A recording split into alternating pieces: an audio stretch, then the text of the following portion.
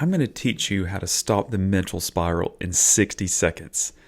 I know for me in the past, like I would come up to a situation and my brain would go crazy trying to figure out what was going to happen, what the scenario was going to end up being, and just running the stuff over and over in my brain.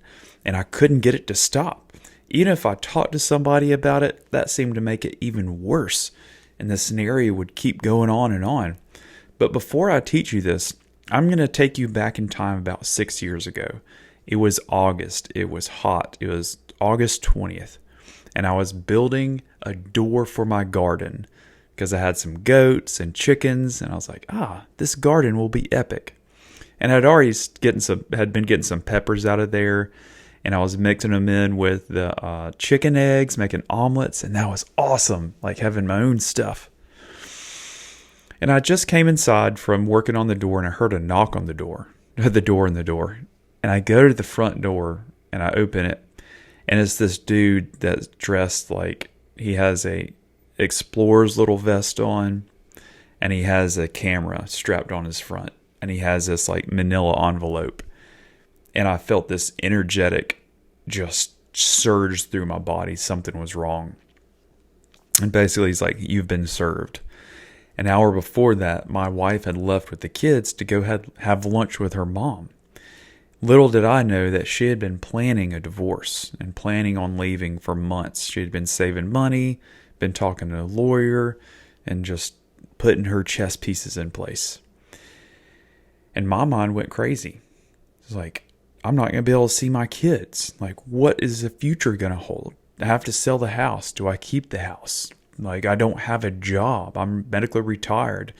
I don't have an education, like a college degree. Like, how do I rebuild? What's going to happen?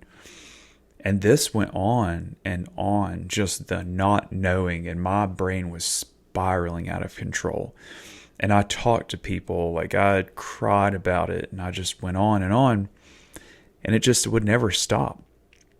And eventually there was a resolution. It all ended. And got my kids back after the divorce. And just during that period of time, though, my brain was going crazy. And I could have used this mental technique to control my mind, to be present in the moment. And so what I've developed is when you have a situation, let's say you get that envelope or somebody calls you and there's a new twist in your life, but it's a bit of information that means something in the future is going to happen and you don't know what that is going to be. And there's all these different inputs. So your brain is taking those inputs, taking what it knows, and is like just hijacking your imagination, going crazy. So here's what I want you to do. And this is to create a mental space to start controlling your brain. Look at it like an operating system for your soul and your brain. So you have this situation that's coming up in your brain and you're seeing it happen, and it's not really what's happening, it's your imagination doing it. What I want you to do is I want you to take this situation and take it to the umpteenth degree. Have everything go even worse, because most likely it's the imagination of the bad case scenario. I want you to imagine that there are wolves coming to attack you, that there is a plague breaking out, that civil war has started, that your house is burned down, and that maybe even aliens are invading. Just keep adding to it. What you're doing here is you're taking back control of your imagination, and you're not letting it run wild. You're making it run crazy wild. The cool part here is your subconscious sees it and it's like, oh, that's not reality. That's not real. And that can't happen. So it dismisses it. But what it dismisses is that first part that you were imagining also. And the whole part you added. So it's all dismissed. That's not reality. Not going to happen. Now you go to the opposite extreme. I want you to imagine the outcome of that scenario with it going amazing. Everything possible good happen for you happens. And all the situation and all the outcomes are in your favor perfectly. And then on top of that, you get handed $1 million. You were given a mansion. You are given a unicorn. And then all of a sudden the heavens open up and you are given a magic carpet and the gods roll out all the blessings of the universe. Your subconscious sees this and is like, this is not real and it will never happen. And it sweeps it to the side. Now, once you have these two polarizing scenarios that cannot happen and your subconscious knows they won't, you come to the middle and you say, okay, what will happen? Most likely, grounded in reality. Okay, I'm going to make some good choices. I'm going to present blah, blah, blah. And then these other people are free to do what they're going to do in this circumstance. And then whatever happens, happens, knowing that I stay grounded and I did the best I could. And then your mind gets anchored to this and it likes it. And it's like, Then also your nervous system calms down and your emotions calm down, knowing that there is a very likely outcome of it just being a pretty normal ride on the other end. And granted, it could be the normal outcome for the situation you're in, but you're taking away those extremes that make it even worse and very scary. So now that you're grounded in reality, it's easier to focus on what you need to do. And it's easier to navigate this situation. And you've taken control of your imagination and you're not letting it run wild.